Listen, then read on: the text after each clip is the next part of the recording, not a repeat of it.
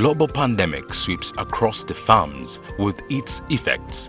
The agriculture demand and supply chains have had to face the disruption. Poultry, horticulture, fisheries, cash crop production and dairy are among the heavily affected products in Uganda. With the widespread lockdowns, limited transport means and looming curfews, consumers rush into panic buying, leaving supermarket shelves bare or buying spoils when the markets are flooded from high supplies with low sales. In response, many city dwellers are being pushed towards home-growing their food as a way of maintaining quality home supply while ensuring food storage. This is the basis of urban farming. Urban farming is crucial in providing essential foods for a home in the crisis today. But did you know that it could provide a payable avenue in response to the COVID-19 disruption? Tonight on Seeds of Gold, surviving COVID-19 under urban farming. Coming up on Seeds of Gold.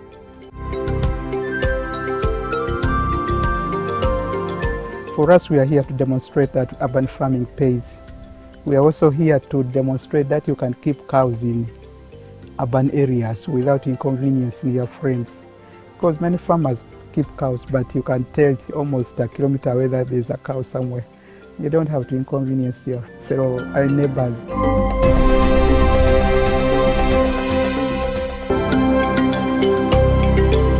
Dr. Jolie Kabirizi is a well-trained animal scientist. She is involved in urban farming as a major source of income. Starting out a half a decade ago, she is invested in fruits, vegetables, and animal husbandry. This is her story. To me, urban farming is farming in a small piece of land. Just a piece of land, like here we have less than 0.5 of an acre. It's just about 0.4 of an acre. We have 7 cows, we have goats, then we have vegetable production. This is a fish pond. I started with 1 cow. It's just 1 cow. I got it in form of a loan. This loan for women. Unfortunately, it was killed by neighbors. Of course, those challenges happen. But for me, I always use the challenges to turn them into opportunities. I didn't give up. I saved some money, bought another cow, and somehow we have managed to, somehow I got to know the person who killed it, and that was a blessing in disguise. So, but then of course with the cows, I started other small projects. Whenever you get money, try to start up other, don't depend on one enterprise. Because like this time, many dairy farmers, especially for us urban centers, were not affected by the market. But then there are some farmers, like in Imbarara, where they have been depending on these milk tanks collecting milk. Milk is not being collected, and that's a very big loss.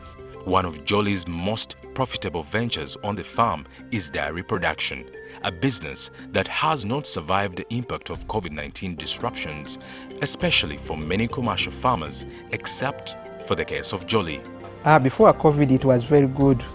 And in terms of the dairy enterprise, the growth, many people were going for dairy farming because, there's also saying that a dairy cow is the best tenant.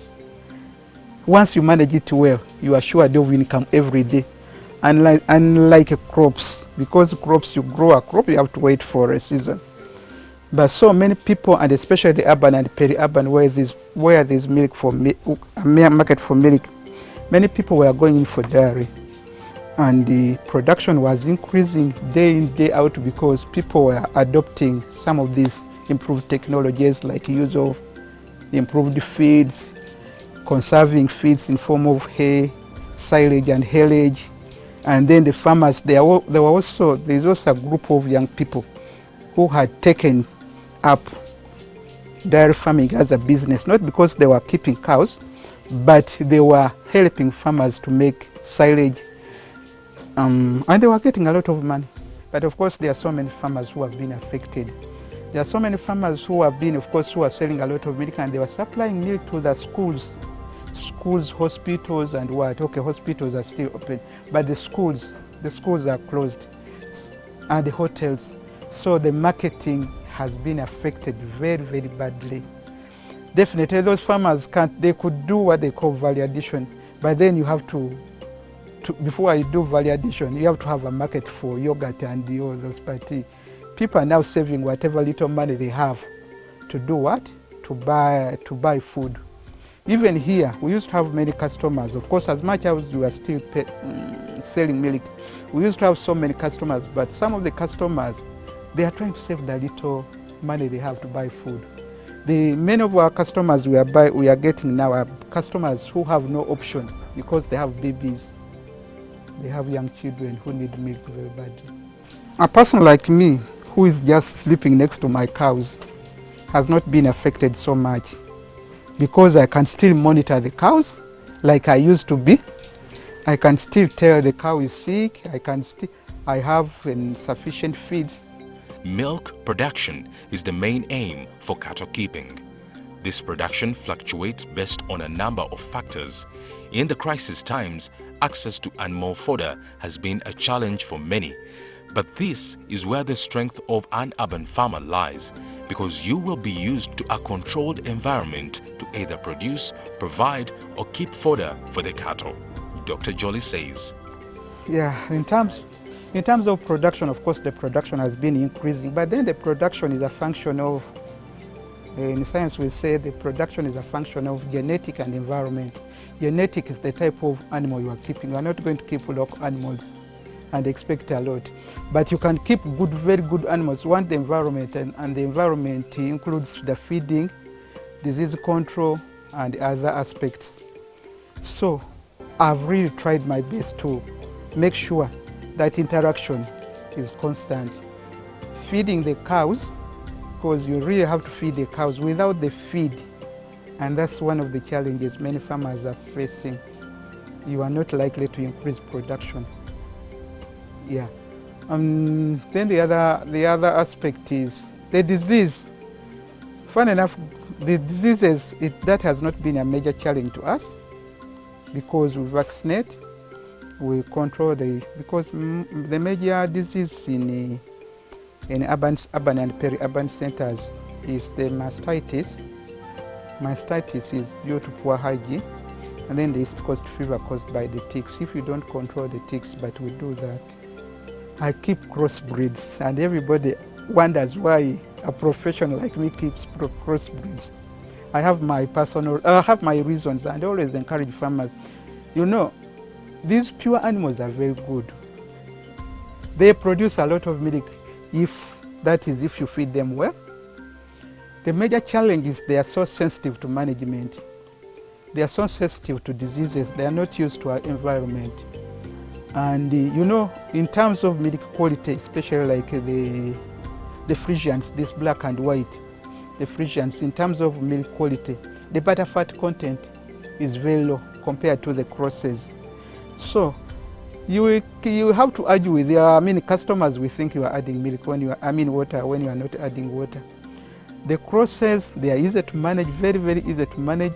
We have animals which are giving up 32 liters per day. And of course, production is not constant. You don't expect to get the same quantity of milk today and then tomorrow, because there's average, and it also depends on the stage of lactation, the number of lactations. Okay, on average, if it is second lactation, and because milk production goes up to around 4 months, and then it comes down. It comes down because at that time, the cow is in calf. So of course there is a challenge of feeding, and there are so many other factors. But if our animal at second lactation, about 4 months, it should be able to give us 30 liters a day. 30 liters, okay, between 25 and 30 liters, and those are crosses, yes. Because we use artificial insemination, so we keep on improving on our animals, and whenever we get an animal which is not performing well, definitely we carry it off. And here it's a must. We can call off an animal which has conceived, maybe produced 4 or 5 times, but I don't allow you to, because many people, you know, especially some of these farmers, they come and they want us to sell their animals, but when I know the animal is not good, I will not allow you to buy it. I'll make sure that I follow it up to the abattoir. Production has not been affected so much. First of all, of course, I foresaw those problems because this COVID issue has been on for some time. I really tried to stock a lot of feed, hay, grass, the dry grass. I really tried to stock like the molasses and the brewer's waste, the brewer's yeast solution, the sugarcane bagasse. All those are feeds that you can stock. Because we also, of course, now we have a challenge. Of course, okay, we have a pickup which can pick grass from the field, but sometimes it becomes very difficult because we have a field some 3 kilometers away from here. Sometimes it becomes very difficult. So, but all in all, I think we did our best. While many farmers struggled with finding local market for their overproduce, Jolly's approach to maintaining quality milk production is what she attributes to a sustainable market. The demand was higher than the supply. In fact, there was a time when we really had to make sure, because, of course, okay, what we do here is what we call controlled breeding. We don't serve all the animals at the same time. We only milk maybe about 4 animals at a time. So what we do is to ensure that they have milk throughout the year. You really need to build confidence. Don't add water. In fact, once you build confidence in your farmers, I have a customer who has been buying milk from us for the last 30 years. That farmer used to sleep around, but they moved to some 7 kilometers away from here. He is a customer, but they still come here because they are sure of getting quality milk. And how do you produce quality milk? Quality milk is not just a matter of having a good breed. The hygiene and the type of feed you give to that cow matters a lot. It can improve the production, but it can also improve the quality of the feed. Coming up, the measures of quality production as a key consumer retainer.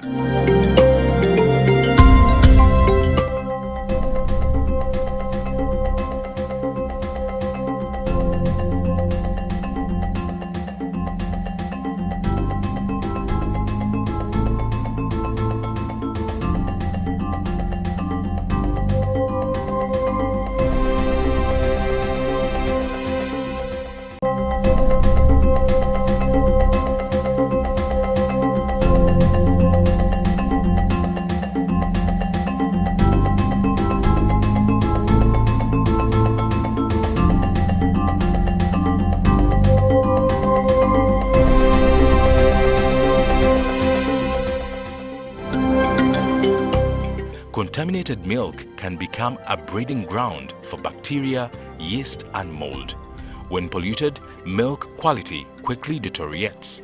As its condition decreases, the chances of losing clientele grows. Thus, when running a dairy operation, the following tips will help to put milk in the tank that is clean and free from contaminants. Dr. Jolly recommends. Hygiene women. If you see these yellow stickers, they are there because of partly to maintain hygiene. You don't want to go to a place where the place is full of flies. These are insect traps. So whatever fly comes, hygiene, like I told you before, there are times when you go to somewhere, just before some distance, you can always tell that there is an animal. Hygiene, many farmers are failing to maintain hygiene on their farms, and especially the zero grazers. You go to a farm, first of all, the place smells so badly. Then secondly, you go inside and you sell a heap of manure. That one alone can affect the quality of the milk. And then the other thing is manure disposal. How do you dispose manure in a place like this one, small place like this one? Definitely, we constructed a pit behind, cemented it, and that pit, every two, in fact, people come and buy some of the manure, but most of the manure is taken to Gunamaya, where we have a plantation. But there are many farmers because the place is very small, they are failing to dispose of manure. You find they put manure in sacks, and then sacks are scattered all over the place. In fact, almost every 30 minutes, that manure is removed, put on a wheelbarrow, and covered. Then after when the wheelbarrow is full, it is taken behind, and then we put the manure in the pit. That pit is disinfected with a disinfectant. Yes, Kero. Kero is a very good disinfectant. It's very good. Yeah, it keeps away the bad smell, but it also keeps away the flies. Because in most cases, if you don't control the flies are one of the reasons that why we get bad smell and those type of, yeah, they are carriers of diseases and so many other things. The quality of milk will also be determined by the quality of handling when producing the milk. It's therefore advisable to maintain these standards when milking. The milking, how you milk, how you conserve. Of course, the milker must be clean when you are milking. We have milking, of course, you have to use the milking salve. The milking salve, you have to make sure that you wash your hands clean. You have to make sure that you are wearing gumboots. You have to make sure that the milking can is clean, and all those sorts of type of. There are different systems of feeding cattle in animal husbandry, which may have different advantages and disadvantages. Most cattle have a fodder that is composed of at least some forage. But what exactly should your feeding as an urban farmer involve if you are to compete with the rural farmers whose resources are readily available? When you are keeping cows, you have to consider them as members of your family. They need a balanced diet. You don't just feed any rubbish. They need a balanced diet. They need the grass, which provides carbohydrates. Unlike human beings, the animals, they don't have breakfast, lunch and supper. They are supposed to be provided with feed 24 hours, day and night. Some people ask, but do animals eat grass, eat at night? Animals in the paddock eat at night. Animals here eat at night. If you don't provide animals with feed 24 hours, then the production will go down. If the animal fails to eat, it might be a sign of disease. So you really have to make sure that you check and call a veterinary person to assist before you get more problems. You don't want to lose a cow of almost 4 million just because of just simple things like poor feeds, diseases and what. Dr. Jolly cites possible opportunities in the crisis. The major opportunity is on feed production because urban peri-urban farming is on the increase, and most of these farmers, 90%, they don't have sufficient land to grow pastures. So they are depending on what we call purchased pasture. Purchased in form of hay, haylage, silage. Hay is dry grass, silage is feed, that fresh feed conserved under airtight conditions. Haylage, these are crop residues like maize stover, which can also be conserved and sold as feed. When I talk about hay, this is the time, and especially for my friends, the young people, who sell their land, who sell their parents' land to buy border. Make use of that land. Get advice from the experts on how you can make use of that land to grow pastures which you can harvest and conserve into hay, because the demand for hay is very high and the price is going up every day. And for the crop farmers who are growing large areas of maize, after harvesting the maize, don't burn that stuff. You can also take advantage of what you call junk, and then you burn it, and you cause environmental degradation. You can get advice on how you can conserve that, what we call soil in Uganda, or maize stover. You can turn that stuff into very high quality feed, which you can sell, because at the moment a kilo is 500 shillings. All what you need is just somebody to chop for you, and you need molasses all that. And the good thing, there's now a group of young people, in fact led by a certain lady called Martha Matov. That lady has made a lot of money. She's a very young, and she's a qualified engineer. She just resigned from her job, got a loan, bought a few forage choppers, and now her work is to move. You just call her. I have my 10 acres of maize stove. I have harvested the maize, the grain.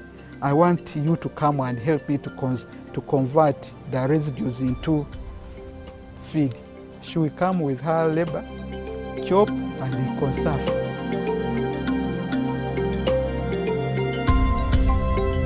Feeding takes over 80% of the total cost of production, of producing milk. Without feeding, you will not get any profit. And definitely with feeding, that means you have to innovations. If you have been depending on like a planted pastures, you have enough pasture, you think you have enough grass, you planted so many acres, but all of a sudden you can't access that farm and those animals, but you can access the animals. This is the time to go in for innovations like hay, conserved fodders, innovations like this free brewers yeast solution. Brewers yeast solution has a lot of protein content, and our animals require a lot of protein. The molasses, there are now people who are selling molasses in Kampala and cheaply, because initially a jerrycan of molasses used to cost 70,000. But people now are selling molasses at 28,000 per, and this is good quality molasses. These are some of the innovations. And then you also have innovations like that is a solar dryer, by the way. Inside a solar dryer, they are blocks. They are blocks, what we call nutrient feed blocks, which are made locally here. You can decide to, if you have excess feed, you can decide to convert it into, preserve it. That's one of preserving feeds. That nutrient feed, I wish you could get it from there. Yeah, multi-nutrient block, you can make it in such a way, based on the weight of your cow, with the weight and production, you can make it yourself in such a way that's the only feed you give to the cows, and the cow will give you milk. We have a saying, and our motto is, a farmer's foot is the best manure. Farmer's foot is the best manure. It's all about management, participation, and monitoring. Those participation in monitoring monitoring and management, yes, those three factors are very important, and especially at this time when all of us are at home. Why don't you wake up every day, go and check on your animals? You can even take your tea and have your tea there, or even your lunch there. That's the only way you can monitor. No, I've not been around here. This is, because this should be done. This should be done like this. And of course, also the feeding. When you are not there, those friends of ours who help us with the work, what they do is exactly different from what you expect them to do. That is a fact. They're also human beings. They get tired. So you will expect the man has put there enough food, only to go there and find the feeding trough empty. Only to go there is no water. Not because you don't have any water, but the man is also tired. So the monitoring, the participation, you also be involved. Try to be involved in the day-to-day activities. That's the only way. Of course, this COVID has become as a challenge, but let's take it as an opportunity to learn more about our farms. How to manage them well, and also how to handle these people well. More than 2/3 of the world's population is forecast to live in cities by 2050, according to the United Nations. We should be rethinking how land is used in cities.